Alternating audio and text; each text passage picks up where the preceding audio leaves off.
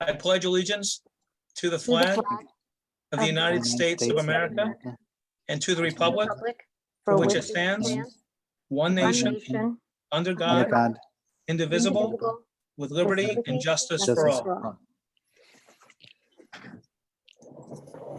All right, and I see that we are recording, so thank you for that. All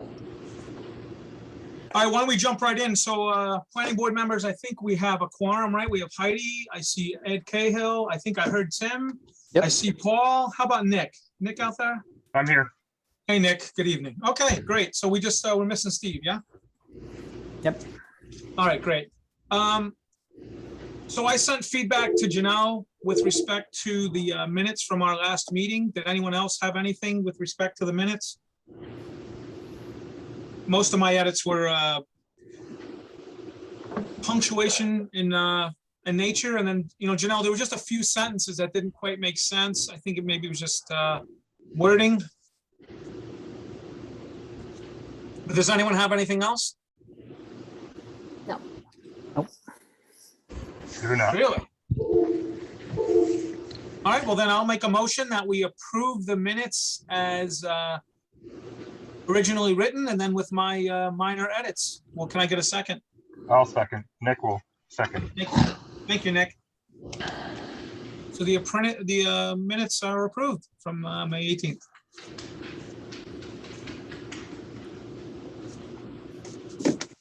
Is there anything else administrative that the group has?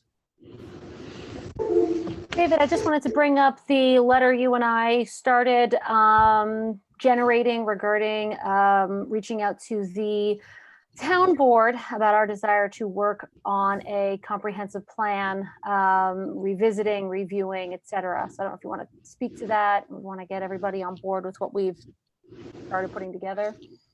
Yeah, that's a good point, Heidi. So thanks for raising that. Yeah, so, you know, planning board members, I don't think it's any surprise to anyone that we're seeing more and more projects come before us, whether they're subdivisions or site plans that are, I don't know, you could describe them as non-traditional in nature. You could call them a sign of the times, various disruptive or macro forces, everything from the digital age to kind of a decentralized remote workforce, even before the pandemic, quite frankly.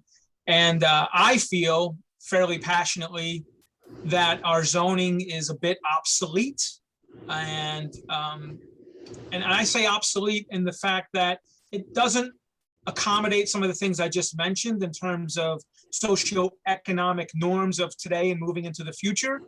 But I would also make that statement in terms of if we're genuinely charged with protecting the character and the welfare of the community we serve, again, using that word obsolete zoning, we're not going to be able to, we're not going to be adequately prepared to do so with the zoning we have today.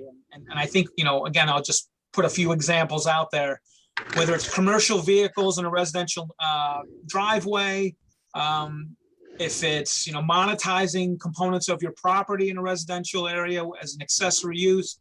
I just think we need to tighten that up, much like our town board is already doing with rental properties. So I think it's, you know, Heidi, to your point, I think it's a valuable journey that I think we should provoke with our town board, our elected officials. And we should look to get some subject matter experts, consultants to join us and take a look at the existing zoning and then fold that into the vision that the town has. So I would think this would include feedback from our community in terms of a survey and probably some type of focus group meetings to actually put together a formal effort to put together a comprehensive plan. So there's a lot of dialogue there, but I think it starts, Heidi, as you very aptly put out there at the conclusion of the last meeting, that we should first start with a communication to the town board, which Heidi and I worked together on a letter, and I think we could socialize it via email and then go from there. Thanks, Dave. You're welcome. Sum that right up. So I don't know if, you know, I don't want to call anybody out by name, but does the planning board, any members have any comments around that? Is that a fool's folly, or are you supportive of that? would that mean like rewriting the books, those books that we received with like the zoning regulations and it's sort of the rewriting of those? I wouldn't say rewriting them from scratch. And again, I've never done this, but from my perspective, from what I've read about it, the comprehensive plan becomes the charter by which then the zoning becomes compliant to, which is a function of the town board passing laws that say, hey, look, if this is our comprehensive plan, then our zoning needs to support that charter. And then, Tim, to your point, I don't think you rewrite it from scratch, but you certainly make some changes. Tim, they did one probably, 10 years, 15 years ago that they started. They worked on it. I believe it was quite a process. Helene was involved in it, but it was never approved. And I would argue that as it is today, and I'll see if I can forward you a copy of it after the meeting, it doesn't really reflect the great changes that are facing our town. And so I think that making the first steps towards, maybe a committee of some sort, and again, with consultants that we trust to give us their expert opinion and advice, we work on crafting a vision that encompasses all the needs for a balanced town and in a more prosperous future for the town of Olive. And so this is sort of the guidebook. The comprehensive plan will be the guide from which all of those things then build up to. I just want to make a comment. I was on a master plan committee for the town back in the 80s, and that went nowhere, and the most recent one went nowhere. Just beware, when you start talking about a comprehensive plan, the natives get restless, and that's why neither one of the plans went forward. Yeah, what puts it to a stop? And what was your experience with why it went nowhere? Well, the local people don't want the town telling them what they can do with their property, basically. I can't park a truck in my driveway, they don't want to do that stuff, so just be ready for that. Yeah, it becomes more restrictive, Heidi, I think, overall, right? Because again, today it's I don't know, it's kind of laissez-faire, right? The zoning is so broad that, we encounter the things that we're encountering, right? There's ambiguity, you kind of make a decision, but you're not quite sure. There's room for interpretation. But I would say, and not to disagree with Ed's comments, because he's spot on, but when you look at the town of Olive today, and you look at the infrastructure that's proposed, and I'm ignorant here, I haven't done any recent reading on the proposed wastewater treatment zone that's proposed for the eastern side of Olive. I mean, that's significant, right? Between what was built in Boyceville and now what's being proposed in Shokan area. To me, those are game changers that I think, again, for all the reasons I said earlier, we should look at it. But to Ed's point, it's not a cakewalk. Because I remember the scenic byway when I was working with Drew Bodges at the time. You wouldn't believe the people that were against that. So, anyway.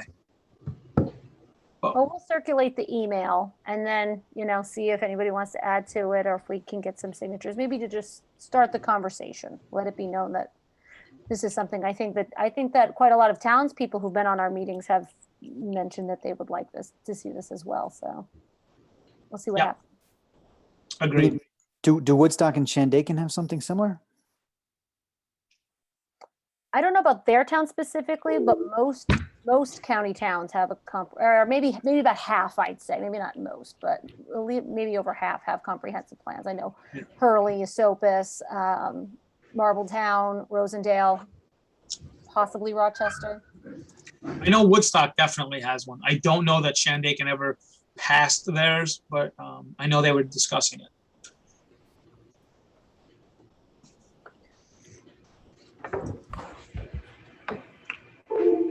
And I believe when you pass a comprehensive plan, things become available to the town as well, right? So there's both sides. There's requirements that come with a comprehensive plan, but then there's also grants and funding that, are part of that equation as well. You mean in order to assist in building up to some of those goals laid out in the comprehensive plan? Both from that perspective, as well as, once you have a comprehensive plan, you become eligible for certain things as well. So, all right. Well, with that, it is 7:10 p.m. on June 1st. I will announce the public hearing for 20 sub 1 Johansson Karatowski at 111 High Point Mountain Road. And also site plan 1-21 Ashokan Dreams Johansson Karatowski, also at 111 High Point Mountain Road. So I'll make a motion that we open the public hearing and the public comment portion. Can I get a second, please? I'll second. Thank you, Heidi. So if there's anyone in the public, certainly Mr. Ettinger, David, if you would kindly unmute everyone in attendance. Mr. Karatowski, you're on, correct? Yes? Yes, yes. All right. Hey, good evening. Good evening. So why don't you, if you don't mind, I'll just let you open up with maybe a brief synopsis, very short, and then we'll ask if there's any questions or comments from the public, please. Sure. We submitted a site plan, a map and a site plan to the planning board and went through a process between 2016, 2017, and had a site plan map that was approved in 2017, and then received amended conditions for that site plan in February 2018, February 6th of 2018. What we didn't do was amend the map to meet the conditions, and so we've submitted a new site plan map that supports the conditions that have been approved for Ashokan Dreams since February 2018. So that map is included. We provided a couple of different versions of maps, one with to make it easier for the conversation to see the site plan, but also we're submitted another application for a minor subdivision to create one additional lot on High Point Mountain Road, 4.6 acres with over 350 feet of frontage on High Point Mountain Road. So those are the two things that we are here to do. One is, again, to basically update the map to support the conditions that have already been approved. And the second is for minor subdivision approval for taking 29 acres and splitting it into 2 lots.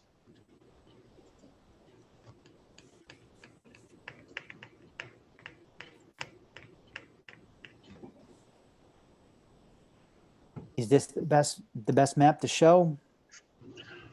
I believe that's the latest dated one, and it depends upon how the planning board wants to proceed in terms of that discussion. We did provide a site plan map that you can zoom in on a great deal more to see that. But we've had a few meetings and discussions, and we have rolled all of those, the advice in those last few meetings around site setbacks and updating all the information that's there. So yeah, I think that this is fine. And Dave, you had suggested that we have this one map. So Yeah, I think, why don't we start here with the combination map that shows the Right. subdivision as well as the updated site plan. And then just Mr. Karatowski, your audio was going in and out a little bit. I don't know if anyone else had that issue. I'll turn up the volume. Hopefully that's better. Yeah, it's more on your microphone end, but okay. All right, well, public, are there any questions for the applicant? And I'm just looking at all the pictures to see if anybody's raising their hand or anything. Hendrick wanted to speak. Yeah. Hi, this is Matt Cooper. I'm at 97 High Point Mountain Road. We've just gotten a call that none of the people on High Point Mountain Road can actually access the Zoom call now. I just opened it back up. It somehow had gotten locked. Okay, should so be we able got to both Hendrick and Penny. And so you have them. Are they I see Hendrick, okay? So that's good. but he's muted. Okay, Maybe so he would unmute you should himself. be able to hear me now? Yes, Okay, this is Hendrik. Okay. do you have a question? But I don't see Penny. Is Penny in the meeting? Was she able to get in? Okay, well, that should be. Well, while we wait for folks to join, does anyone have a question or a comment?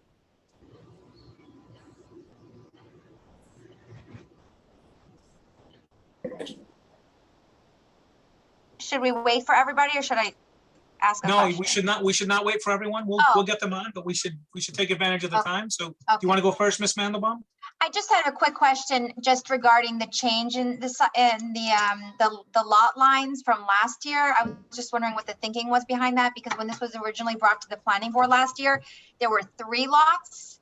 And now there are 2 lots. So I know that there wasn't a clear purpose as to why the division was even, set into motion last year, but now we're at 2 lots. So I was just wondering what the thinking was behind it. That's all. And we've never submitted anything for 3 lots. I'm sorry if you have something that makes you think that that's the case. We've only ever submitted 2 lots. Originally, we were looking at 10 acres, which would have been a bigger lot. That's the only difference. It's now Okay. less than 5 acres. It was never more. Okay, than- I'll take a look. Sure. Yeah, so the planning board, this is David. We've only addressed this land previously from a site plan perspective.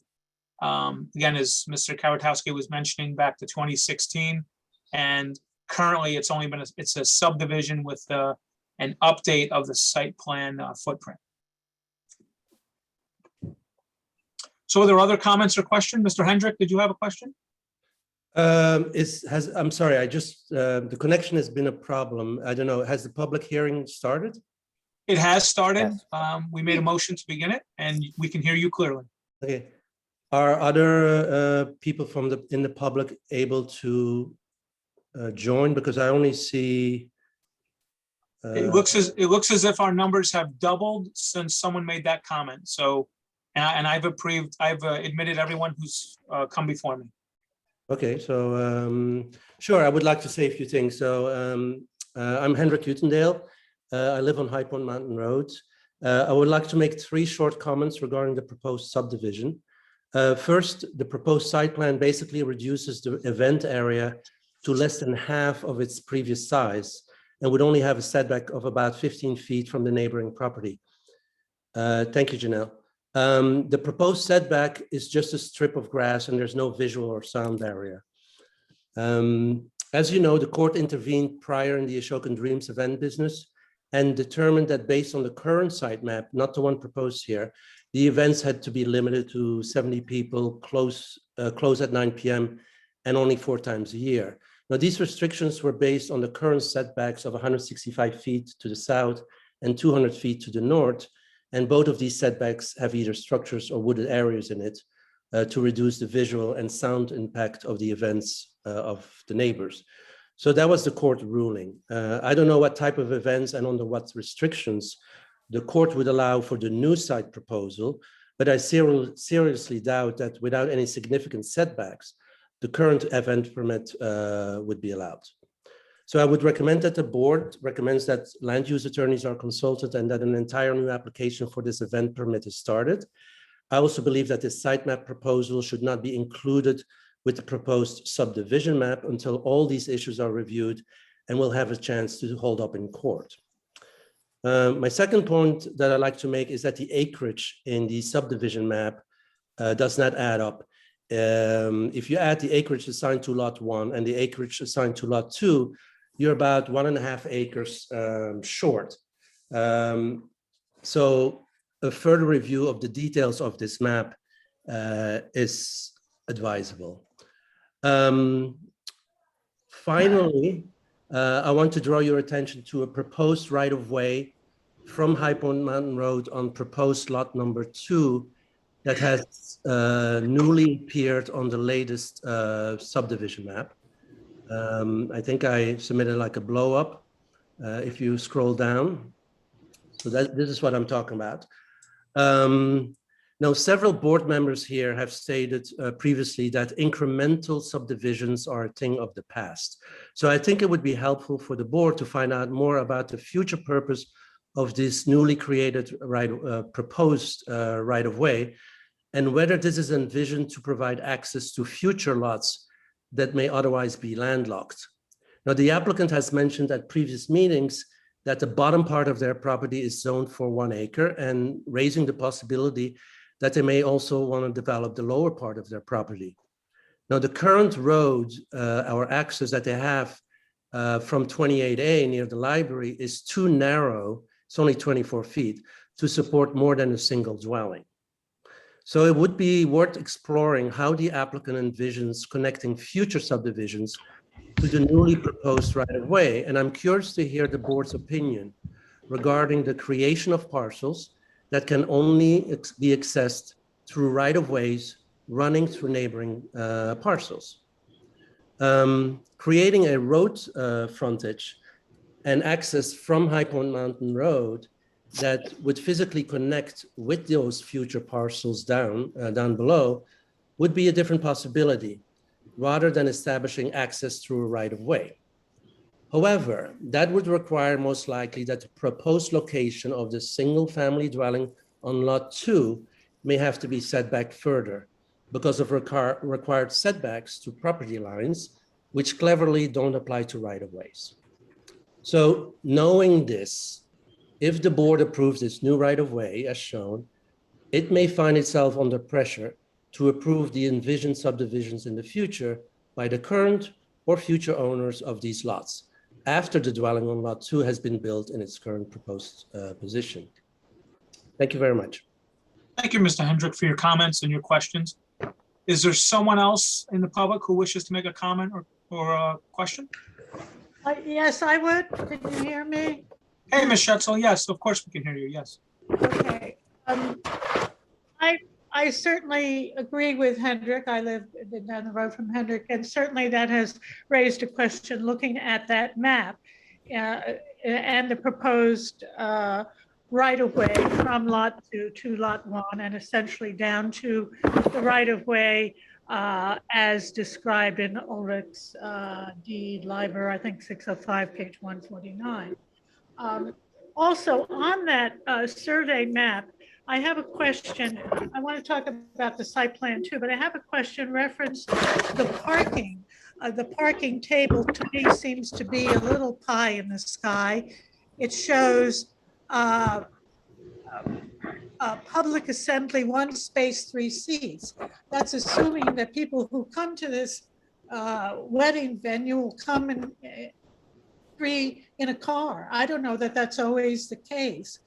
But it is how the survey is adjusted. I think that's a little odd to me to think that, or is that going to be a requirement? If you come to the wedding, you have to come with 2 other people. But that's how they're dividing that. And I have a question about the reality of that equation. I don't know.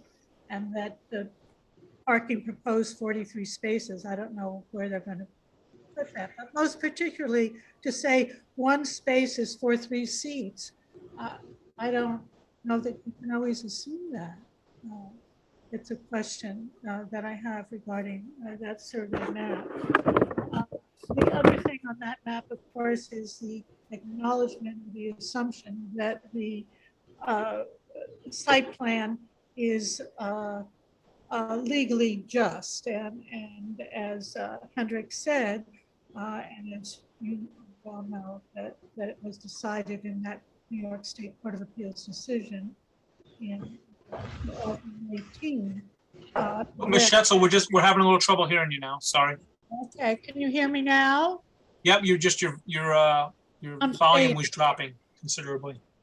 Okay, in that November decision, as you know, the site plan was approved for 4 weddings a year with a maximum of 75 guests on an improved acre parcel of 28 acres.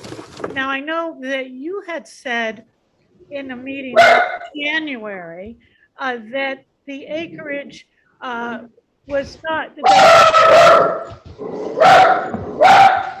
What is that? Someone's dog. It's part of a pandemic. We apologize. Can't control that. So go ahead. So you something about the acreage and we had said? Yes, you had said last January when this first subdivision, the original subdivision proposal came up, that the site plan approval was not based upon the number of acres owned by the applicants, that other factors were considered, such as the buffer between one property and another, the noise, etc. But by changing this now, you're eliminating the buffer. You've got people squeezed in one area, and I don't know, the considerations that had the approval originally don't seem to be taken into consideration for this new configuration. It was also mentioned between the January and February meetings last year that a land use attorney should be hired to decide the legal ramifications of changing that site plan from the total lot to one area of the lot. I don't know if that's been done or if that is being considered. I would certainly hope that it would be. The other thing that I want to say is that 2 weeks ago, Chet Kawatowski mentioned in terms of the noise that 75 people with live music creates the same amount of noise as a person on a rider mower cutting grass. And I think that really that's painting with a broad stroke. I don't think you can compare that. The noise from 75 people and music doesn't compare. There's no real comparison between the two. So I think the noise factor, the fact that the buffer has been eliminated, which has been a concern of planning board members, is a concern here. And also it does not follow the decision made in November of 2018. The other thing I want to say is that at the last meeting, I was really appalled at how the principals of Sailor Mill showed such disrespect for the planning board. I think having come to these meetings for a year, I know that planning board members make every effort to look at both sides of the equation. And whether it's dividing a driveway or an art gallery or having music, for example, at Tedda's store, et cetera. So to me, how they performed was really really unsettling to me. And I bring it up only because I'm very concerned that a board member, Heidi Emmerich, has as his client Anne-Marie and Chet, Ashokan Dreams. And I know she said that she was going to recuse herself, but to me, it is such a conflict of interest. And especially in this case, which has been fraught with so much contention over the last few years. I know everyone tries to be balanced, but I think if you have a client, it's human nature that you want them to succeed. And in this case, it's particularly frustrating to me that is the case here. I'm very concerned because I do think it is a conflict of interest. That's all I want to say. And as I say, I agree with Hendrik in terms of the purpose of the proposed right of way from lot 2 to lot 1 and how that opens the door for further development on the remainder of his land that he says he does not want to develop, but someone may at some Thank you point. for your comments and your questions, Ms. Schetzel. Is there someone else in the public that wishes to make a comment or a question regarding the Ashokan Dreams? And if you would, just please limit your comments to this topic. It is the subdivision 1 Johansson Karatowski and site plan 21 Ashokan Dreams. If you could just limit your comments to that topic. So who would like to speak? Good evening. Hi, my name is Matt Cooper, and with my wife, Melissa Brophy, I live at 97 High Point Mountain Road, which immediately adjoins the subject premises. I want to join with my friend Penny Schetzel in thanking the planning board for what they do. You clearly have a Herculean task before you, and you do it so well without remuneration. You do exactly what people in small towns need to have done. I also want to thank the High Point Neighbors Association for all it's done to help keep our neighborhood what it is, and improve the town of Olive overall. At the outset, I want to make it clear, we are not objecting to our neighbors running a B&B or having 4 weddings with the said. Okay, Yeah, nothing you did, just a I- technical issue here. put it in like my cadence, okay, with 75 people and 9 o'clock stop times. Nor are we objecting to the applicants subdividing their property into 2 parcels, if that is what they are truly seeking to do. What we are objecting to, members of the planning board, is the applicants doing both. In essence, they would be conducting the wedding business on a far smaller plot of land and under different circumstances that this board approved upon the remand to it from Justice Richard Mott in State Supreme Court.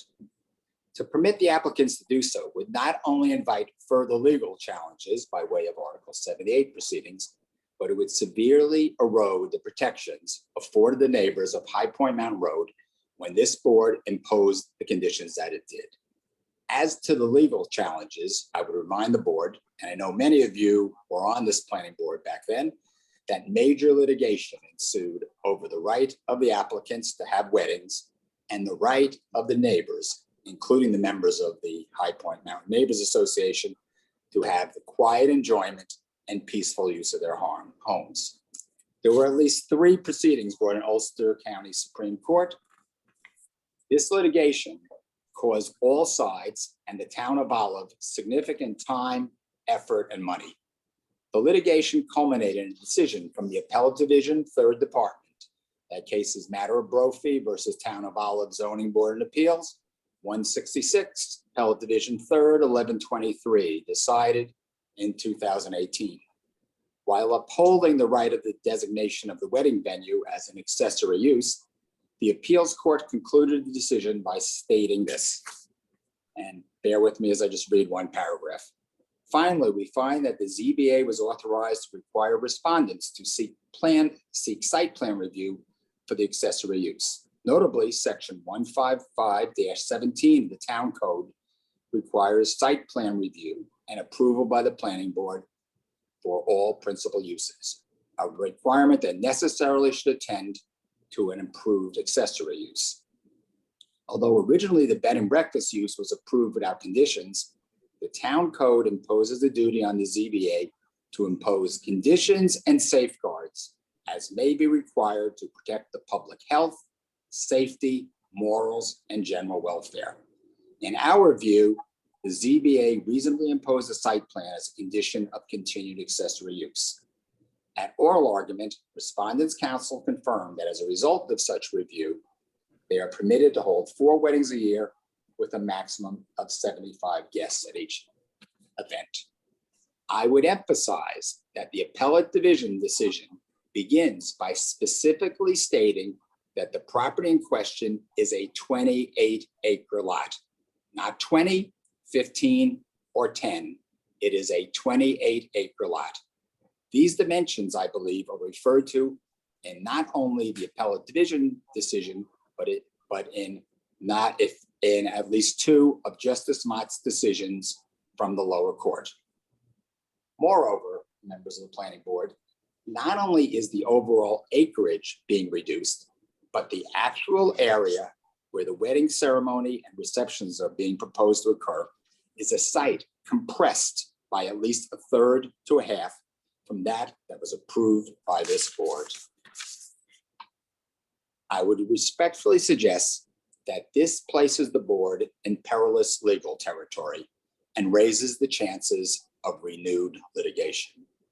It also will have real physical consequences that extend beyond the legality of the changes. As Penny Schetzel and Hendrik Utermeyer said, these include the existence of a new residential dwelling that would immediately adjoin the compressed wedding site by a few hundred feet at best. It would further result in there now being a physical building, a brick and mortar structure for the deafening sound to echo off of and hurtle back down towards our property and those below us. At least now, there is a wide expanse of open land and woods to absorb the noise. In sum, this is not the simple subdivision it purports to be. Instead, it has serious and complicated legal and practical ramifications. I respectfully urge you, the members of the planning board, to adhere to its original intention, which I believe was stated, of seeking a formal opinion from a land use attorney before proceeding further on this matter. Thank you, members of the planning board, for hearing what I have to say. And again, thank you for doing the job that you do. And you're welcome, and thank you, Mr. Cooper. So is there someone else in the public who has a question or comment? If you could state your name. Yes, if you can hear me, Bob Grass here, and Peggy Lutz doesn't want to be on camera. If you scroll that screen down just a little bit, keep going, there you go. See where it says the chain link fence? Our property is right here. Our house is right here. And yeah, the property line is there. There's the fence, and down just about an inch or so below that fence, it would be where our bedroom is. So as you all know, we've been at this. We've been here 21 years, worried about this area. First of all, we agree with, it's hard not to agree with what everyone that has come before. I crossed off everything on the list that I wanted to state or overstate, but it's this last portion, again, what Kedrick and others had said, is as troublesome to as many of the other things brought up, and that is, what is the usage of this?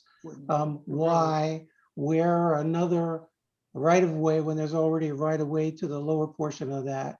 One has to question the timing and the incremental portion of all this. But basically, I'm behind what many of the people have already said and are very, very concerned, and will be watching this carefully. But I'm still slightly confused with the order and the precedence of the permit versus the subdivision versus the timing. Obviously, that the board has to come to grips with that and decide when and what. And again, the same sort of thing as you start to develop this area, whatever trees were a buffer, right where it says proposed single family dwelling, would obviously have to be taken down to clear more of the land for that.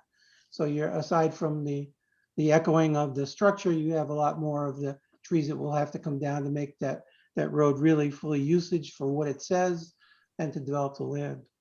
But again, we're very concerned about it. And I don't know that there's, oh yeah, there is another question on this usage of the right of way that goes twice over that stream that again feeds the reservoir to the city of New York. Isn't there some worrisome about that also, if you're going to use that as an active access to multiple dwellings further down the line? But that's basically it for us for now. Again, thank you for listening. Thanks to everyone for really taking the time and putting their minds to all this and really doing a great job of looking at all the sides. Please continue to do so. Thank you. Well, you're welcome, and thank you for your comments and questions, Mr. Grass. So we're coming up on 7:38. Are there other questions or comments? We do have other business to get to, and I do plan on suspending the public comment period of the public hearing, but certainly want to take another question or comment from the group. I see Catherine Frank, Miss Frank. Thanks so much, Dave. My last name is Frankie. Sorry. That's okay. You know, those of us that have our names end in vowels often get our names mispronounced. I would just note that this road is a road that I bike on regularly. It is a spectacular site for biking, and the increase in traffic and all is a concern to those of us who bike. But I would also just want to note that this proposed development and new use of the area, together with the Solar Mill development, really raises the question of a comprehensive plan for Olive. There's so much property on the market now. So many people are moving into the community, buying large plots of land and thinking about glamping and, you know, wedding events and really changing the character of the area. So I would really urge the board to think about just putting a pause, a short pause on these large developments that will really change the character of the area in ways that I think will negatively affect bikers, pedestrians, just really the way of life that we've all come to love. It's not that we're against development, not at all, but just I think we need a thought, a plan about what the future of Olive will look like in ways that build on the beauty of the area and don't just allow these kind of one-off developments that don't really connect to each other in terms of how the community wants things to grow in a way that's consonant with the uses that we're all accustomed to and the environment. So there is a provision in New York state law to impose a moratorium on developments that is a kind of pause, if you will, while the comprehensive plan is being developed. And I think all of us who live in the community, so many of us who live in the community would support the town and the town planning board seriously considering the moratorium, just to consider the time for the comprehensive plan. Thank you so much for your time. And again, I want to echo what everyone else has said. You all have a really hard job. A lot of us in the neighborhood have been making it harder for you by our showing up at these meetings and voicing our opinions, but just thank you for listening and for really listening carefully. Well, thank you, Ms. Frankie, for your comments, and they are timely. More than likely, you missed the opening comments before the public hearing, but there's certainly some alignment to your comments beyond the Ashokan Dreams Karatowski application. Okay, so why don't we take one more and we'll look to suspend the public hearing at 7:45. So is there anyone else who has a comment or question that? I just want to. Oh, no, one per night, Ms. Schatzel, one per night. Just kidding. Just kidding. I had in my general comments representing various people on the street, I can just submit those names to you. Some people are very. Of course, of course. I will do that. I don't want to go, there's a list of 15 here. I don't want to read them all, but I'll just. Yeah, if you would kindly submit them through Janelle, she has an email address, and I'm sure you're aware of that. So I am. Thank you. Thank you. All right. You're welcome. Anyone else by a show of hand or a voice? Okay. Well, then at 7:42 Eastern on Tuesday, June 1st, I will make a motion that we suspend the open comment period of the public hearing with respect to 20/1 and SP 1-21. Can I get a second from a planning board member? I'll second that. Nick will second. Thank you, Nick Berger. Okay, so I do want to thank everyone in attendance for their comments. I can tell you, for those of you who have been witnessing the planning board meetings, we do take your feedback seriously, and we distill it down into various components, and then we certainly do solicit subject matter experts to get their opinions, because as was stated, we definitely have a charge of ensuring the welfare and the safety, and certainly preserving the community character. So we understand our charge, we take it seriously, and we don't pick sides. We just, as we were recently reminded, we are the agency of the law, right? So we have to stay within the lines and make sure we act appropriately. So we certainly respect all the sensitivities, and we will, again, revisit these comments. We'll more than likely have some type of a workshop session with some experts, and then we'll advance. And then with that, to conclude this, Mr. Karatowski, can you give us an update on the health department and the septic? Has that been provided, or is that still in process? No, the DEP and Ulster County Board of Health were here last week, and we're now just waiting for the paperwork. The tests were all successful, and we've been told that we can close up the test site. So, okay, thank you for that update. So once approved, we'll look forward to that document at the appropriate time. Okay. Is there anyone on the board that has a comment at this point before we move on to other business of the evening? Dave, I have a couple comments. Please. One thing I see that's a little odd is the parking area. You can scroll up. Yeah, up and to the left, yeah. Yep, those top 15 parking spaces, they say edge of parking 35 feet from property line. When you scale it off the map, it's 5 feet off the property line right now. It says 3.5 feet. Oh, 3.5. All right. I apologize. Yeah, unfortunately with this small version. All right. I missed that dot. All right. And then, yeah, I thought that might throw the parking out of whack a little bit. So that's my one concern. You're definitely right. That would not work. Yeah. And then the 25-foot right of way down below, this is just a little drafting error, but you left leader line showing the width kind of hidden below the 25 feet. You can barely see it. It's kind of right past the stream. Oh. Okay. Right, you see that little 2-liter lines going down. Do that update. Yep. Thanks for noting that. Well, anyway, yeah, I was just concerned about the parking, but that was 3.5 feet. I understand now. That's all I had. Thank you, Nick. Heidi, I know you can't speak, but Ed, Mr. Cahill, or Mr. Peck, or Mr. Wright, anything? And Ed, if you're speaking, you're on mute. You're still on mute. Now he's muted again.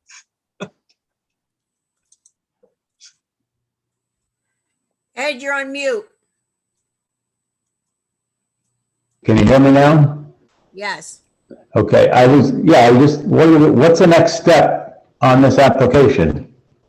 Yeah, I was gonna get there. So if there's no other comments from yourself or Tim, I think our next step, as I said, is I think we need to distill down and look at the feedback. I do think we need to solicit some input to make sure that we're not making any missteps here and or missing any key components. And When you say input, you're talking about from the attorney? Could be an attorney, could be CT mail. I think that's something we have to discuss as a board. And then, and then Mr. Karatowski has to also get the health department approved. Okay, does the applicant understand that the fees are paid by the applicant for the legal services and the professional services? It's on the application. Okay. Mr. Karatowski, do you understand that? Yeah, I do. Okay. I didn't want to speak on your behalf, so. That's fine. Thank you. Thanks, Ed. Anyone else? No. Okay. Well, so with that, I will say that we'll move on to other business at this point. Certainly, Mr. Karatowski, we will communicate to you through Janelle in terms of what the board has looked at and next steps. And if you could also let us know when you get the health department approval, hopefully they'll sync up in terms of timelines. Okay. Thank you. You're welcome. Okay, so why don't we move on to 21 sub 3, Jeffrey Roth at 68 Freeman Avery Road. What are you thinking of doing on the side of a mountain? And who is the engineer? Is Mr. Freeman, Mr. Roth? And there he is. There's Mr. Roth. Okay. Colin is going to be speaking, the surveyor. Okay. All right, Mr. Houston. Can we just test your audio? No, I think you're on mute. Actually, you're not muted, so your mic's not working, however you dialed in.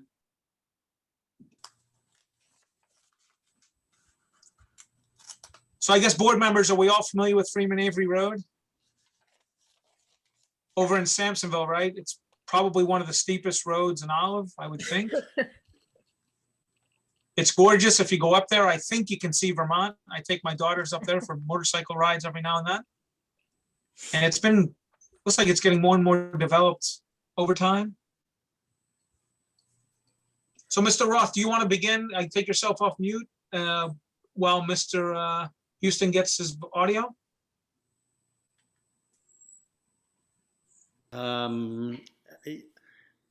Mr. Houston said he was going to do this all and I should just listen. So, but we're just proposing, we have about 67 acres altogether, and we're proposing a 10-acre subdivision towards the bottom of our property in terms of height, in terms of elevation. And it's a pretty straightforward 10-acre subdivision that we would build one house on. Actually for a close friend of ours, but that's sort of irrelevant, I imagine. Well, it's one of the questions we asked. So the purpose of the subdivision is to build a second home, and you're going to sell it or whatever. Yeah. Yeah, we'll sell that to our friends and but this way they would have a permanent way of living there. Mr. Roth, is that the current path of the driveway? Is that as shown here through that lot? I see there's a proposed 25-foot right-of-way. The driveway currently crosses that terrain? Yeah, that's the current driveway.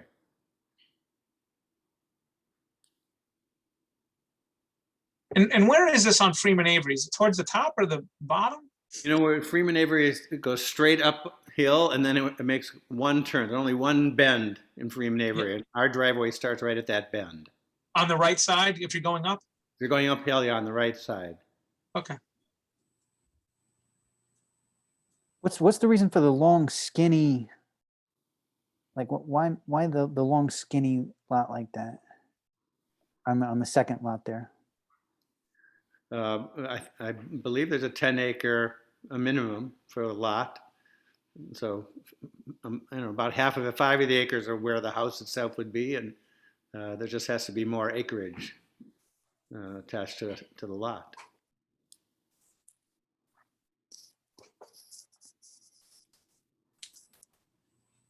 Provides for state access too, if they wanted to put a little walking trail up there.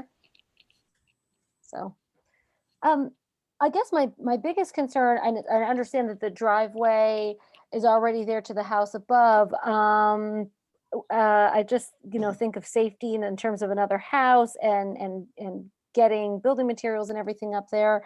Has the fire department had any recent looks at the driveway as it is now, that it can accommodate another structure up there and so forth?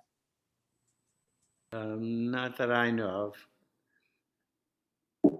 I mean, maybe I'm going out on a limb, but it might be good to get, their feedback on that, just to make, I mean, it is existing, so maybe I'm overstepping. No, I think it's a great question, Heidi, and I actually had a conversation with a member of the fire department, and I think they were actually up there fairly recently for something. But it's a good question. We would definitely get it validated, right, in terms of, can they get a tanker up there, whatever the case needs to be, for sure. That would make me feel better if they could have a site visit.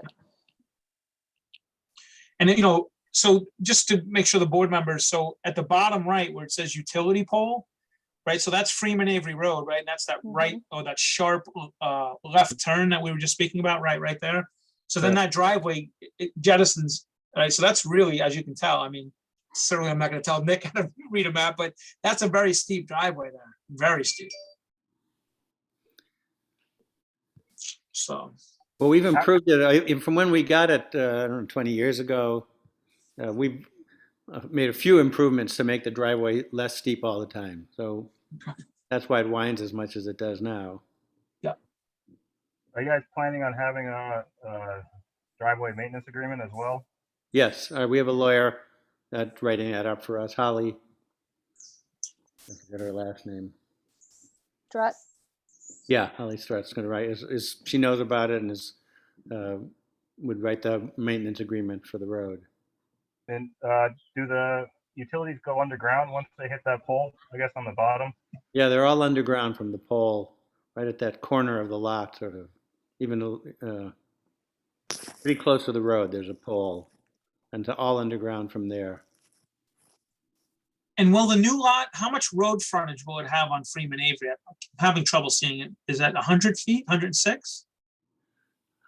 I think the way the lot is written, as far as I remember, what Colin said is he stuck to the minimum, which is 25 feet. So he was just Again, I wish you could hear Colin because I followed a lot of. That's okay. You're doing just fine because, you know, Yeah. that's key, right? Is the road front. 25 feet was what we were told it had to have, I guess. It looks like it's 105. If I'm reading the map the- right. Yeah, I'm having trouble reading it, but yeah. I think it's 105.33. Yeah, maybe he might have included all the, Okay. I don't think it's 100 feet, but maybe it is to that corner. It's a little odd because it's on the corner, so.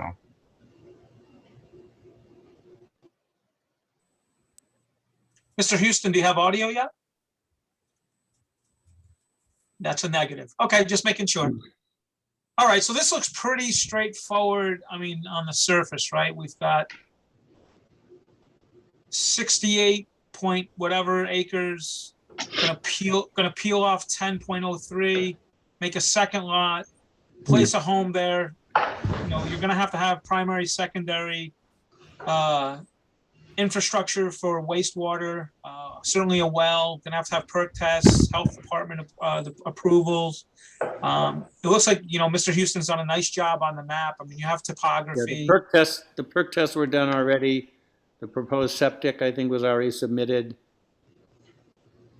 to the Okay. health department. The perk test And you're went well.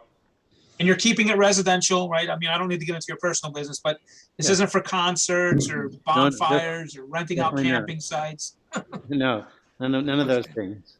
Okay. Dave, Oh, go ahead, Paul. I'm sorry, that pinch point up from that triangle there, I assume that's got to conform to the 25 foot then? And I don't think he owns that 105, there's a piece of property between that 105 feet and the road. Right, there's a That pinch lot point. that lot looks like it doesn't touch the road at all to me. There's a pinch that's a good- point. There's a pinch point to the left of the road that's only 10 or 12 feet. I think it's 12 feet wide. Yeah. But apparently, what Colin tells me is he checked with John Ingram and read all the codes, and that as long as it has the road frontage, it's okay if it narrows at that spot. They're going to have right of way by legal right over the road anyways. So. But my question is, where's the road frontage? I don't see it. Right, me neither. The road frontage is all to the, like, facing the driveway, uphill from the driveway. It's all the land to the left of the driveway. But that doesn't front on the road. Well, I don't know how that's a good question that I don't know what the legality per se. Our zoning There's any other requires property. you have to have 25 feet to a public road, and it doesn't look like you have it the way it's configured. Yeah, and Ed, I would actually take that one step further. It's not only the 25 feet, but if memory serves me correctly, the 25 feet really has to be, you know, buildable to accommodate a driveway. Not that you have to put a driveway, but it would have to be able to be feasible to put a driveway there. Correct. So that if this right-of-way thing blows up, like sometimes they do, you have the option of building a parallel driveway to access the 10-acre lot. Thank you, sir. Yep. So again, Mr. Roth, we're not looking to quiz you here. If Yeah. for some reason Mr. Houston can't speak to that now, you know, we can certainly address it down the road.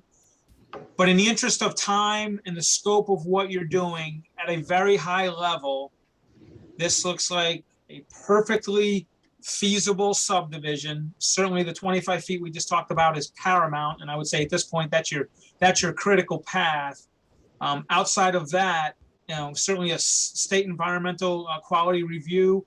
I would say take advantage of the web tool that's out there to have that populated, if not already. And, you know, come back to us with the maps and the envelopes. And, you know, we'd want to take another look at this and then, you know, get a public hearing scheduled at some point. And then once we had your health department approvals, we could move to a point where, you know, we would approve the subdivision. I mean, this isn't all that complicated, but again, I would say the critical paths are the road frontage as well as the health department. And then board, help me if I'm missing something. Other than that, it's just having a tidy map that is conforming, and then we can move you forward. I'm just wondering on this question of the road frontage, the way I'm looking at the map, our property ends more or less right where that curve starts, but I'm guessing it's town, I guess the town owns that little piece of, that little triangle there? And is that, if the town owns that, is that not considered road frontage? I mean, I don't know how it works, but. Yeah, you better have your surveyor research that. Yeah. According to tax map, somebody owns it. Somebody else owns that? Yeah, Miss Flatman. Uh-huh. Thank you, Nick. Can I just ask, you mentioned that the electrical line servicing the house above is underground. Does that go along the driveway? If Colin could make a note about the utilities, I'm sure you're going to need some sort of utility easement if any part of it crosses your proposed lot 2. Yeah. Yeah, Good there point, used to be huh? an old road. The driveway used to be a lot steeper. It used to more or less go pretty straight up. If you see from the house where it's coming downhill from the house, it used to mostly go pretty straight downhill to that where it enters the road. So we moved it off to the right and kept it as unsteep as possible. But the electric lines, you know. The electric line goes along the old road, so it goes on pretty much from the utility pole. There's one across the street, and then there's one on our side, on our property. There's a pole, but from there, it more or less a straight run up to where our house site is. Yeah, so Heidi's So it goes sort of point- underground where this other lot is.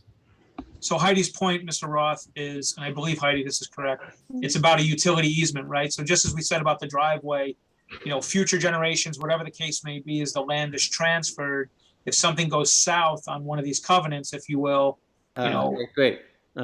I get it. You just add, because right away does not technically for utilities, you know, in certain things. So if you add utilities to the right away, that would probably cover it, like a right away with and utility easement.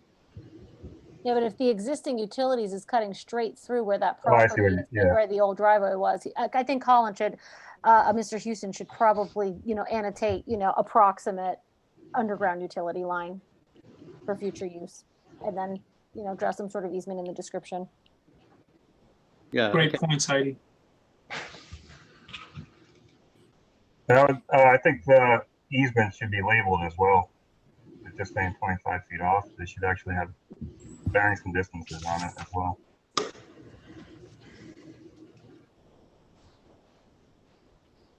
Okay.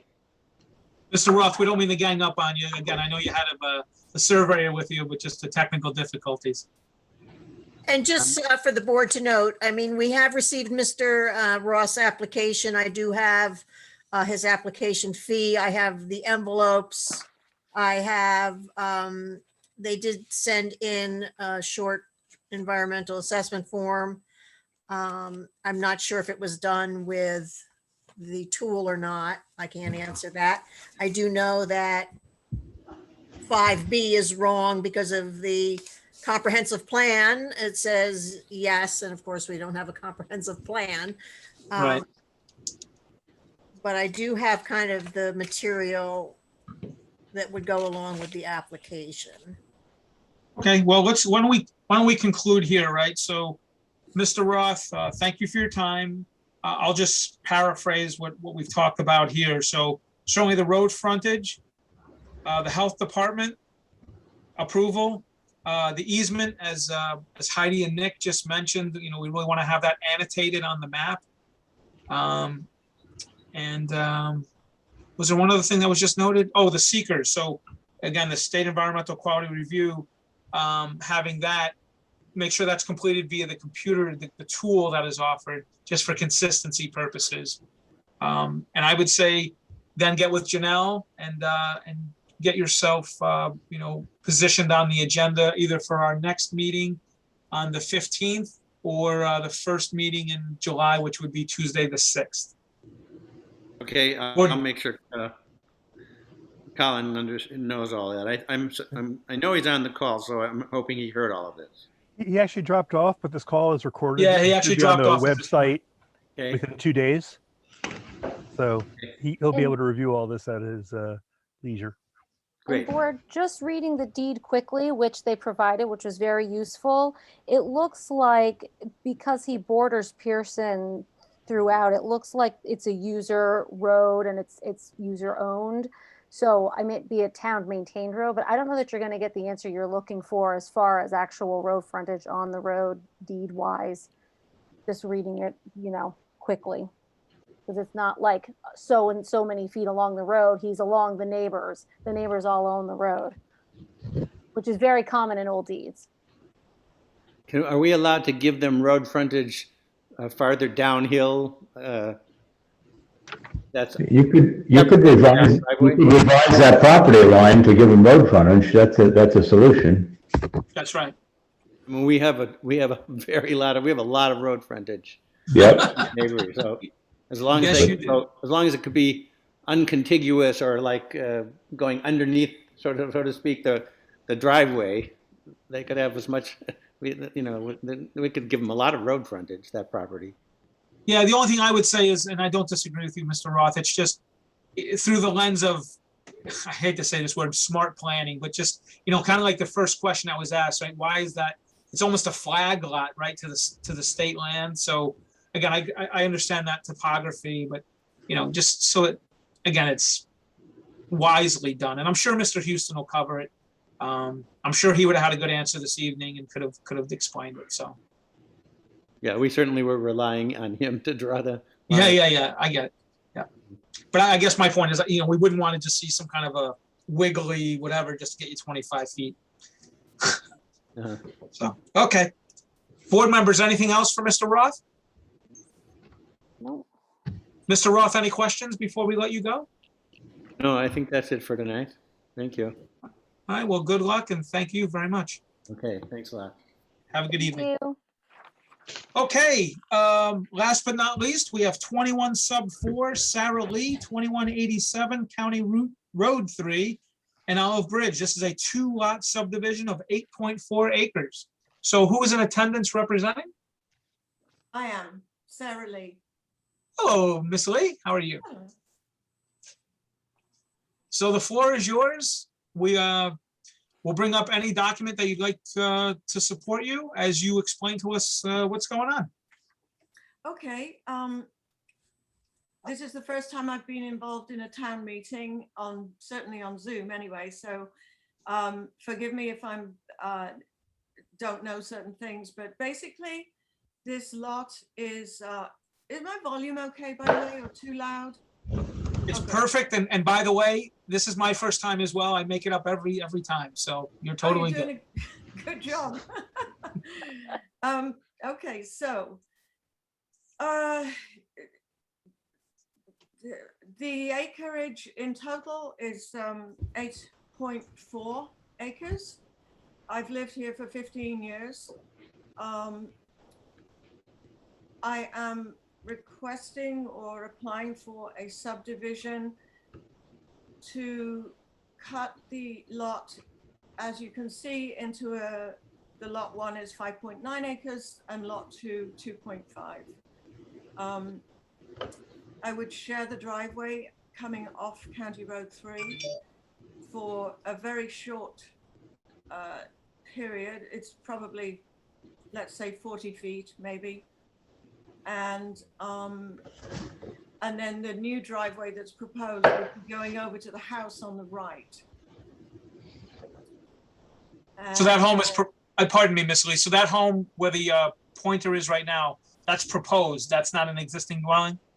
Oh, no, that's an existing dwelling, yes. Okay, I had a hand in building it, so good for you. yeah, it was a long time ago. So yeah, no, everything is existing. The main house that I currently live in is the big one on the left, with the 5.9. Each dwelling has its own well and septic. I don't know what else you need to know, actually. Maybe you can ask me some questions. Sure. So what's the purpose of the subdivision? Are you selling off lot 2?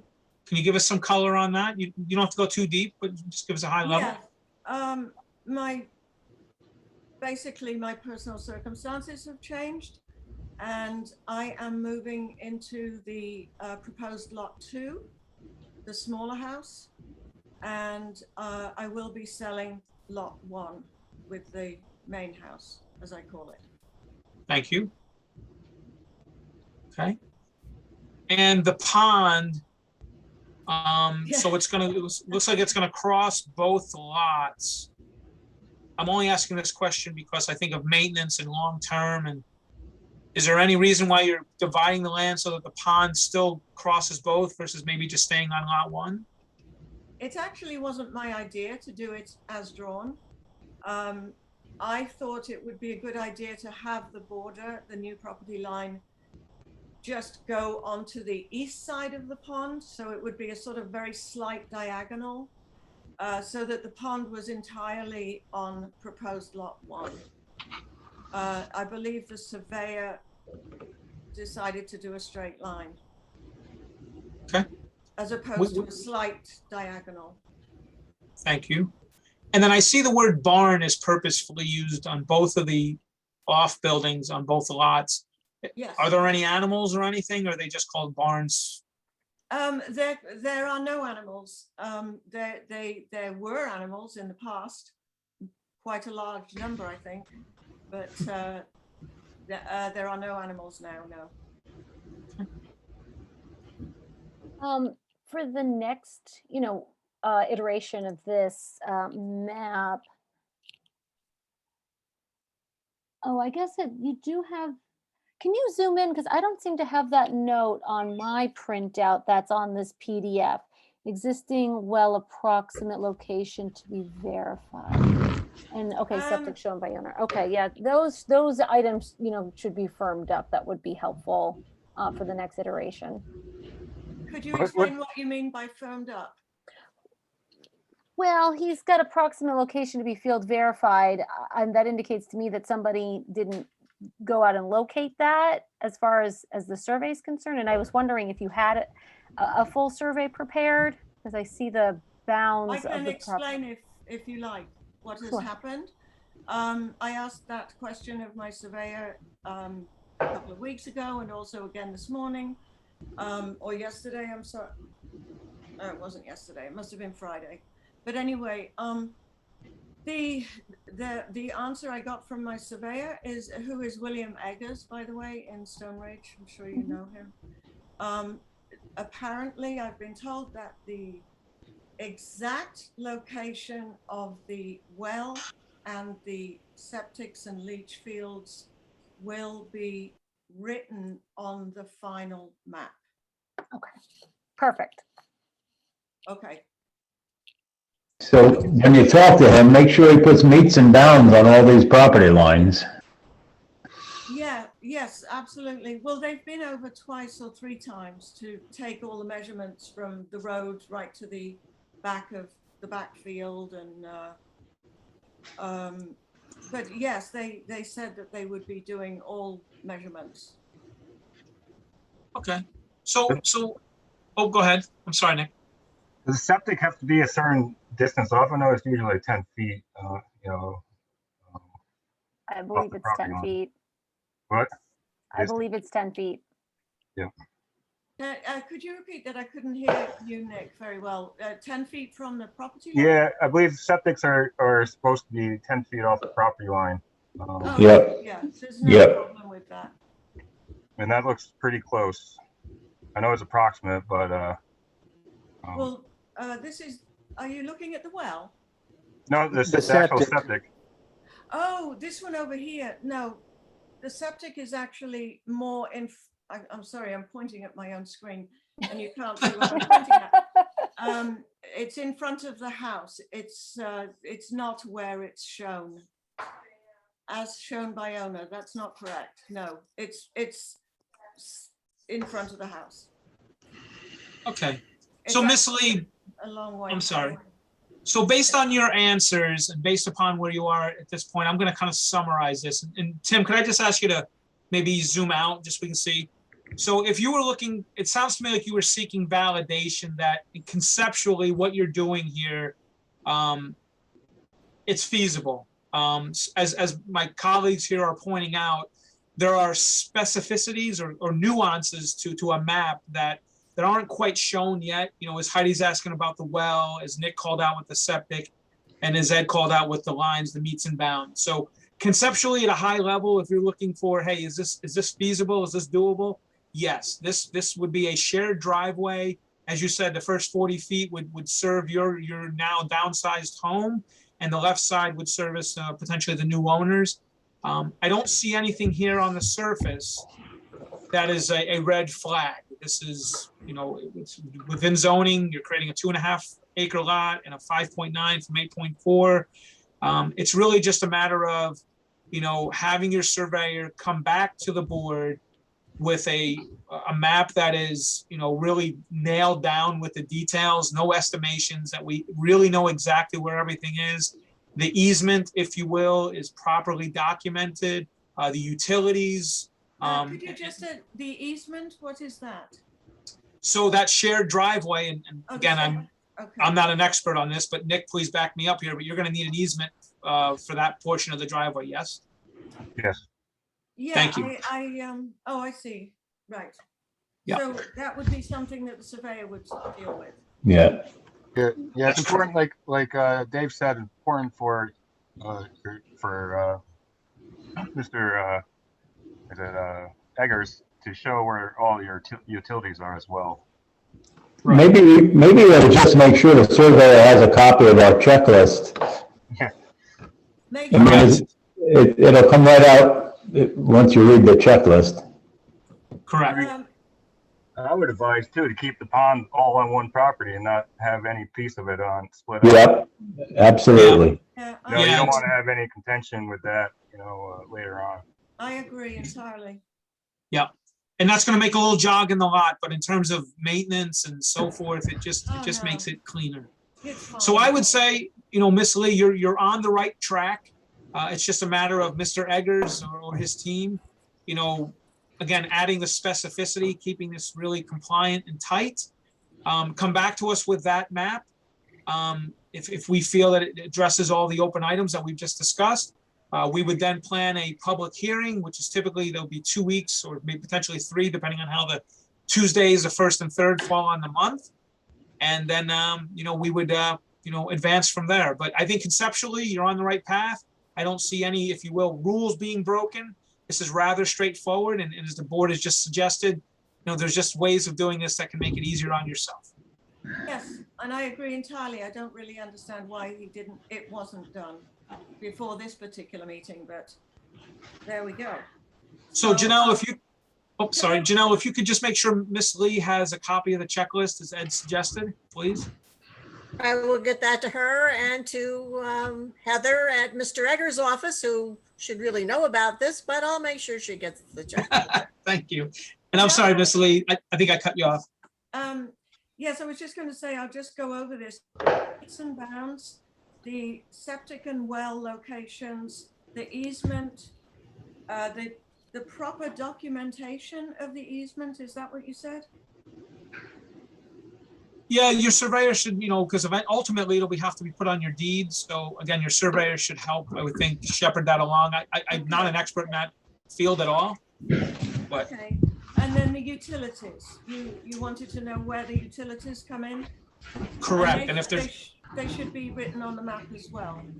Correct, and as my colleague here, Nick Berger, has taught me as of late, if any of the utilities are going to be shared across the lots, those two should be part of the easement or right of way. Right. No, there won't be any of that. Okay. Well, thank you very much for your time. I really appreciate it. No, good luck and thank you. And I should presumably get this together, and then do I call you, Janelle? You can send me an email, and they're going to have to supply me with PDFs of the new maps anyway. So yes. Okay, that's the first step. Okay, thank you very much. You're on your way. You're welcome. All right, board. Is there anything that I could jump in here for 1 second? Oh, there's Colin. There he is. Mr. No Houston. idea what just happened or even how I fixed it, but I did miss some things. Well, it happened. So why don't we just take, because I am looking forward to closing. Yeah, I'm really sorry to make you guys hang here longer than you have. No, it happens. So why don't we just address the road frontage? So Tim, if you wouldn't mind pivoting back to the to the Freeman Avery Road. So that was the only thing that, so can you speak to that? The 25 feet? Well, there's 105 feet on there. And there is, within that, in my opinion, there's 25 feet of actual road frontage to Freeman Avery Road. Freeman Avery Road's a user road. And the deed of record for this property before I jumped into it, which was done by Bob Berger, calls that entire section, everything that looks like it's along Freeman Avery Road, and to the point where it hits that stone wall, right where your arrow is. The deed of record calls that all along Freeman Avery Road. The deed across the street is quite a bit more vague and calls its property line going along the center line of Freeman Avery Road. So there's a little bit of a gray area. I mean, according to our deed, that entire section along Freeman Avery is along Freeman Avery Road. According to the deed across the street, they're going along the center of Freeman Avery Road. So it's my feeling that within that 105 feet that I'm showing there, there is at least 25 feet of road frontage. So, Mr. Houston, I'm not trying to add to your frustration, and I apologize, but we're probably only getting 40% of what you're saying. No. But I did hear you say that there's ambiguity between the lot owner across the street and that their deed says the middle of the road, and then on your side of the street, if you will, it's not that clear, correct? No, on my side of the street, the deed of record and a map that I have that was done by Bob Berger before I got in here calls that entire section being along Freeman Avery Road, including the 105.33 feet that I'm showing attached to lot number 2. All right, well, Was that? I would say, yeah, Were you I able to got you hear that that? time. Okay. Yeah, I did get that. I'm just thinking then at the next time that you can get on the agenda, show us those documents, and we'll have to take a real close look, because I think, Nick, didn't you say that there was another landowner there, or am I incorrect? Pearson owns across the road. Yeah, that's just current tax map, but deeds are more of a reliable source than the tax map. So I mean, I recognize this as a potential issue, and I looked into it as thoroughly as one can look into it. And again, according to my deed of record, based on a Bob Berger survey, that entire section is along Freeman Avery Road. And according to the deed of record for the lot across the street, their boundary goes along the center line of Freeman Avery Road. So it's my opinion as a licensed surveyor that that section there includes road frontage on Freeman Avery Road. The only gray area is the fact that Freeman Avery Road is a user road, meaning that it doesn't have a specified width. If I were laying out a new subdivision, I would lay out that road at a width of 50 feet. But a user road just comes into being and is sort of adopted by the town over time. And the legal width of the town's interest in the road is limited to what it takes to maintain the road. Usually they call it the back of the ditch is where the town right away. Can I interrupt here and just ask a question? Is it feasible to move the property line for lot 2 down the road 25 or 50 feet and let lot 1 have a small right of way across lot 2? And then you would avoid all that ambiguity of what we've been talking about. I'm going to have to talk to my client about that. My client is pretty adamant about not wanting his house subject to a right. Yeah. And Ernie said that he thought that was she agreed that she wants to try to keep from having that lot have a right of way because it can interfere sometimes if you had to do some financing with the property. And that's why I laid it out the way I laid it out. Yeah, it just looks to me that it's very feasible from a planning standpoint to do that. And while you're at it, get rid of that bacon strip that goes east and west, if you will, and chop it up so it looks more like a subdivision. I mean, this looks like a hodgepodge to me. Well, it's basically following the line of the existing road, and that's what we decided to use as the boundary line. I mean, I understand what you're saying. It looks a little odd, but when you're at the property, it makes absolute sense that that edge of the driveway would be property line. So Mr. Houston, to Mr. Cahill's point though. Yeah. What about that pinch point? Like, how wide is that point? Right. Exactly, Tim. Thank you. How wide is that? Because could you actually get a driveway through there? You could, just barely. I brought that to Mr. Ingram's attention because I didn't want to have it sort of floating out there if it wasn't addressed. There's nothing in the code that says that we can't have that. The width there is 15 feet. And 15? There's 15, 1-5. And there's something in the code that says that we can't do that. And he was okay with the layout here. I don't know if you saw the original layout that I had proposed.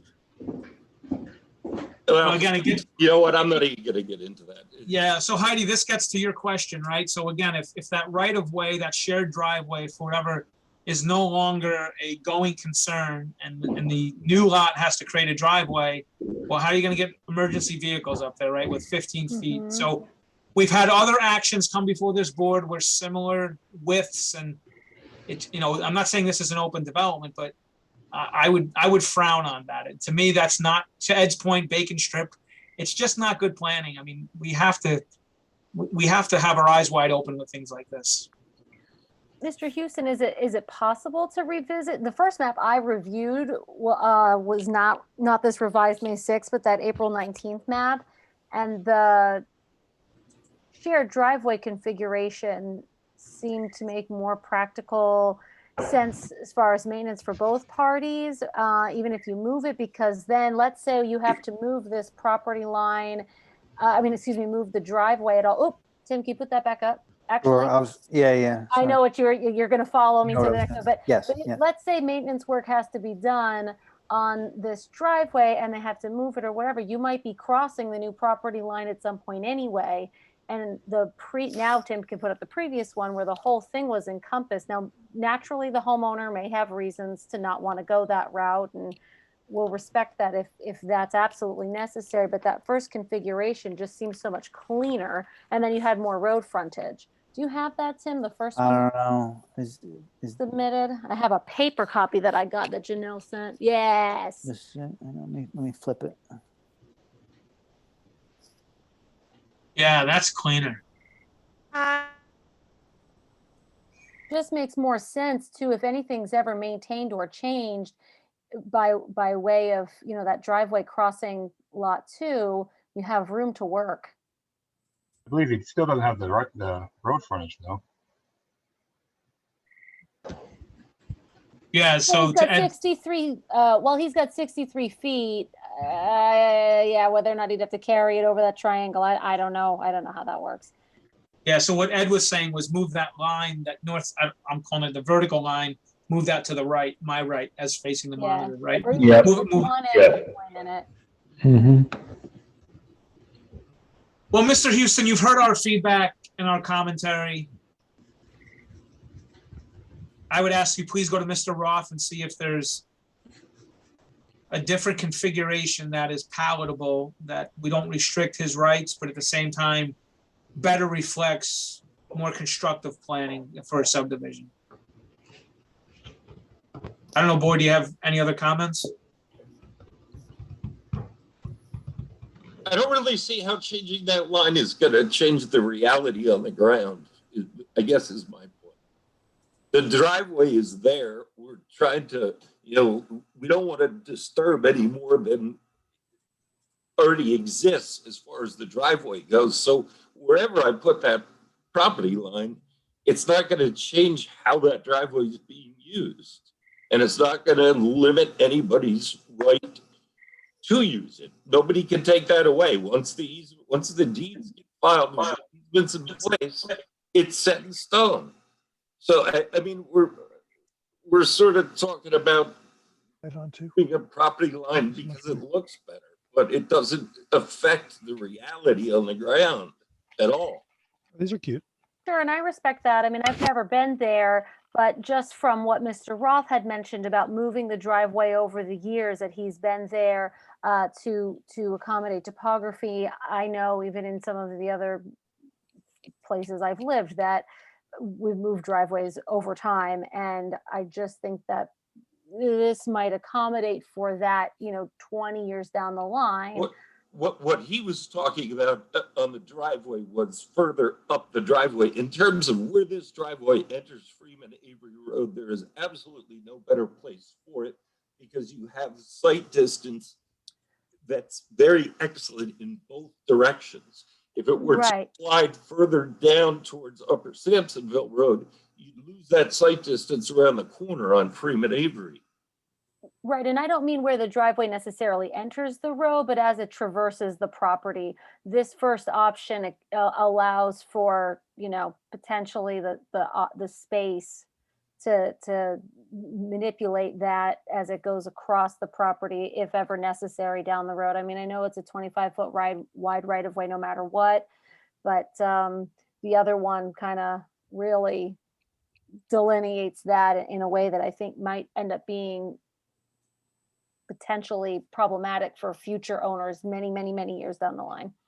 Yeah, and I think that's the key point. Heidi, that's the key point there is it's really a matter of conforming and continuity with the end in mind, right? I don't disagree with you, Mr. Houston, that, what's in reality is fine. That's a good placement for the driveway. But what none of us can predict is 20 years down the road, 30 years down the road, whatever the case, we've had instances that have come before this board where we're faced with limited options to the property owner because something like this was approved with such narrow margin of feasibility, right?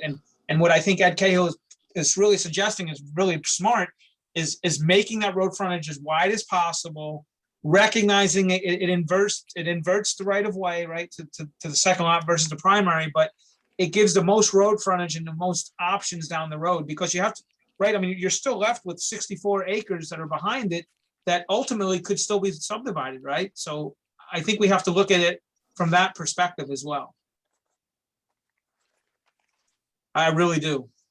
I understand what you're saying, but I mean, in a general concept, I understand what you're saying, but if you were to come off of another point on Freeman Avery Road and try to get up to the existing house or one of these other houses, if you came in a different way, you would have to attack those contour lines head on, and you can't do that. You'd have an insanely steep driveway.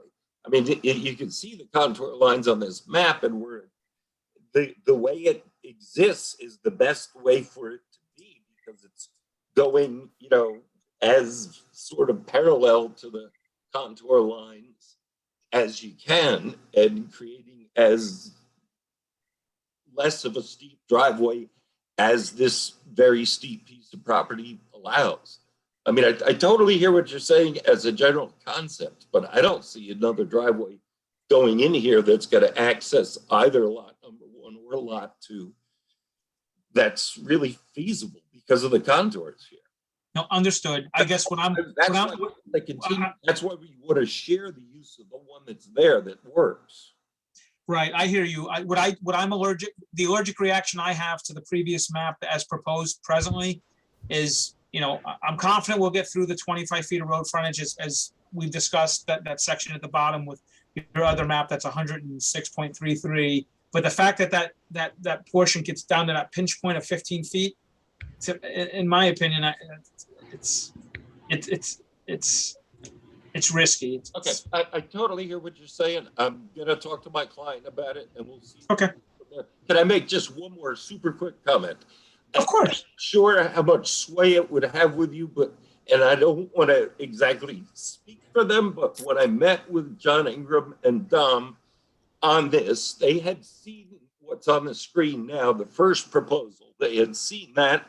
And when I showed them the second one, they both said they liked the second one better.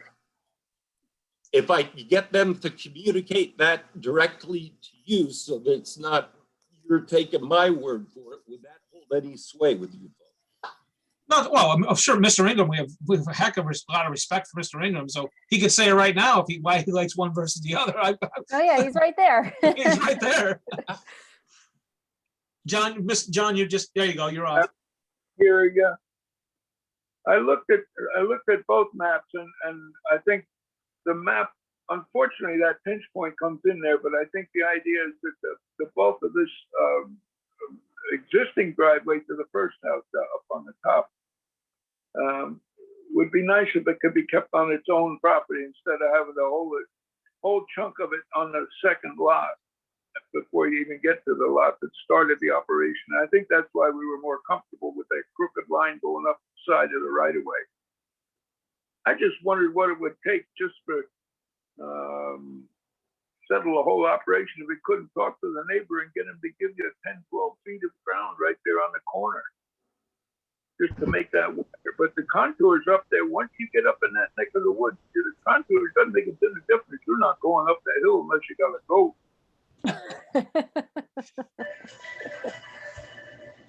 I got a question here, Dave.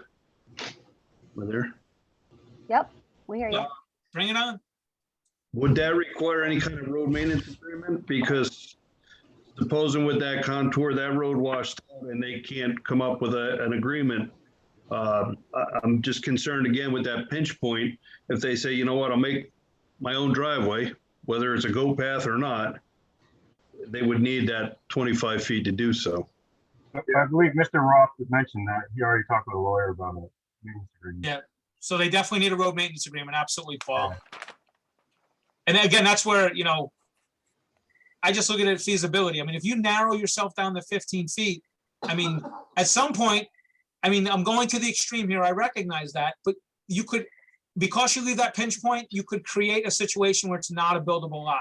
You've got the 25 feet road frontage, but you can't, that 15 feet for whatever reason isn't, but I understand John's point, right? So John, your point is very valid, right? The bulk of the road, that section would now be across two lots, which is not preferred. So I get it. So What- it's what kind of about- picking. Sorry, Dave. No. What if you take the line and you shifted it onto your proposed right-of-way line? You include that in with lot.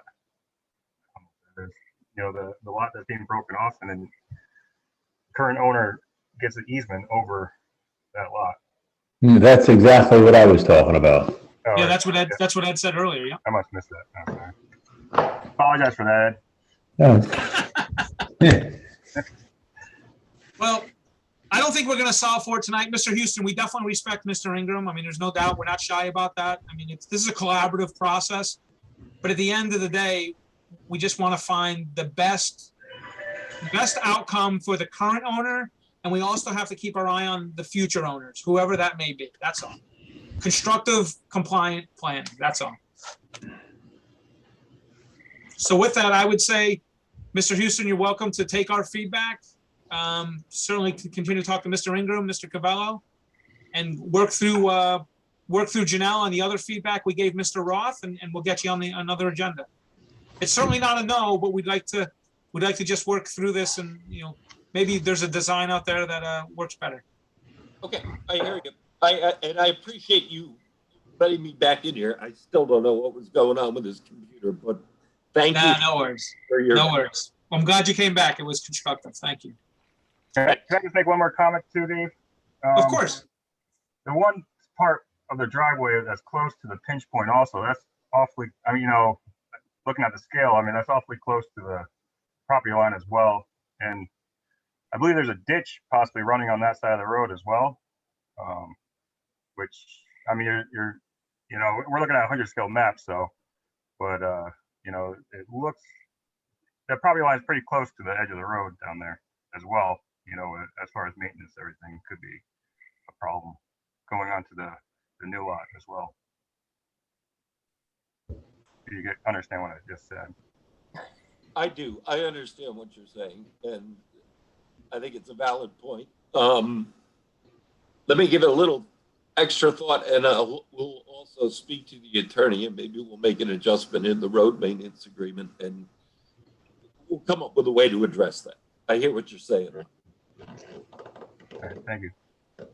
Anyone else?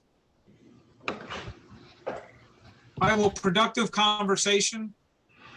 Thank you, Mr. Houston. Thank you, guys. You're welcome. So board members, this could be a world record since the pandemic started that will be done before 2100. That's fantastic. Better knock Does on wood right anyone have- now. Janelle, out of respect for you, do you have anything for us? Because I know you've been working tirelessly on a variety of things. Well, I just as an aside, we have Sailor Mill on the agenda just for a mention, so we might just want to, for the record, mention where it's at with regard to, it is going to be reviewed by the Ulster County Planning Board tomorrow evening. That's the rumor. It is on the agenda. I believe that if you go to the Ulster County website, you can find the link to get onto the meeting. I don't know what it is very specific, but I asked Mr. Bogus and he said that, you know, it would be found on the Ulster County Planning Board website, to the link to get onto it. And then I guess we have CT Mail is working on a draft of your seeker part 2. So that's kind of where the project is at right now. Yes, and that's consistent with my understanding as well. So thank you for noting that for the record. And I'm looking forward to the County of Ulster's planning board feedback. And Janelle, I know that was a massive, you know, organizational effort to try and get all that stuff out to the county in such a quick and timely manner. So thank you so much for working so hard. Well, thank you for kind of helping, and between that and CT Mail helping and the applicants, it seems like a huge amount of paperwork has come out of the Ulster County Planning Board. So, and then there's an aside, I don't know if Mr. Ingram is still on, but just something that's kind of maybe coming down. It seems that there has been another wedding event location that's kind of popped up, quite honestly, illegally. So they've currently have a stop order on them, and I'm sure at some point we might be seeing something there. And They're supposed to stop by the office tomorrow morning to explain why I didn't do something right. why you didn't do Explain to you? right? Told them to stop and they don't like that. Well, That, what was that, Heidi? and so whereabouts is that project? It is on Bostock Mountain Road. Boston. And it's in a farmhouse. I don't know if they've even had, they did a lot of work to that farmhouse, John. I don't know if they had permits to do all of that, but it is quite the beautiful location that they've now made, but they have been running it as a very expensive Airbnb.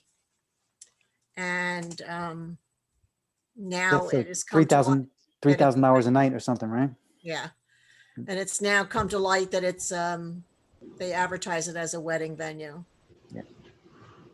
Sounds like an enforcement issue. Anything else for the planning board?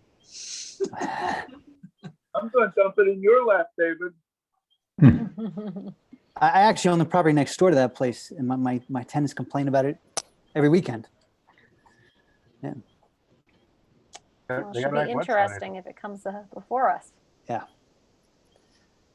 Do we have, what do we have for the agenda for the next meeting? Do we need a second June meeting? Well, we'll probably have feedback from the county to review for Sailor Mill would be my guess. Okay. And then we'll have to discuss the seeker and how we're going to adjudicate that, right? Pause or neg deck. So I think that's where we're at. So with regard to the upcoming, I mean, I don't know that any of the two applications that were before us are going to have Board of Health approvals and new maps to us in time. No. No, I would say the next meeting is for Sailor Mill, and if one of these two parties comes back, or you have one order of new business, that's it. So limit the meeting to 2 items. We suspended the meeting for Johansson and Karatowski, or the We board did. I should not say we. Is that to be picked back up again at the next meeting? I think we should discuss it for sure, yeah.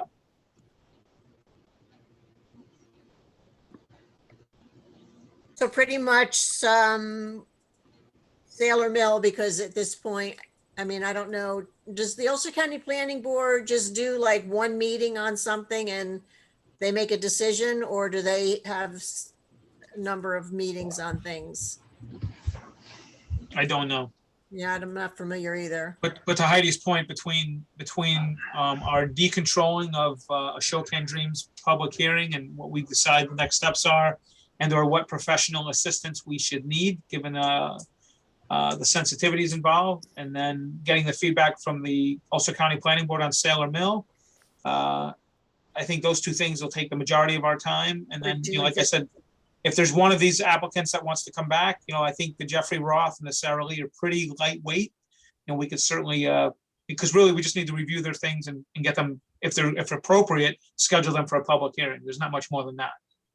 I just had a general question about the Sarah Lee property, just curious. How can there be 2 homes with wells and septics on one parcel? Old home. Old houses have been there a long time. I see. Existing non-conforming. One barn is an old log barn. It's a real old farm down on. Yeah, I know where it is. Yeah. I know the family that used to live there. Okay, it's a beautiful spot. We could call one a guest home, right? You could do that too. Well, No, guest homes aren't supposed to have kitchens. well, what did Sailor Mill? What do you call the second home on the same lot? I've got to use a word for it. But anyway. Okay. Marriage house? Congestion. Guest house, yeah. Guest house, yeah. All right, anything else? What was that, John?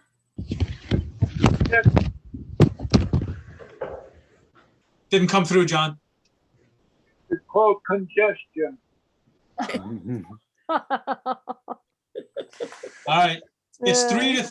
It's the top of the 6th, and Tampa Bay's got 2 ducks on the pond. I got to get going.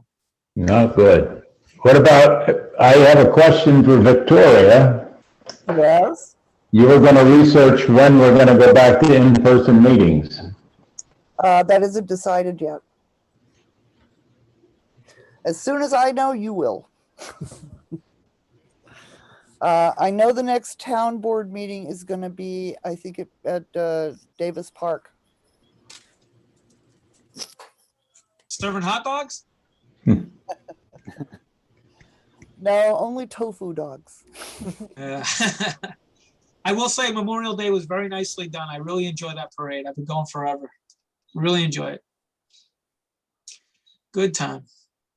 All right, well, if there's nothing else, thanks everyone for your time. Okay, good night. Good night. Hold on. I make a motion that we close the meeting. Second. I'll second. I think Tim was first by a nose. All right, everyone, be safe. Have a great week. Thank you. Thank you. Good night. Have a good night.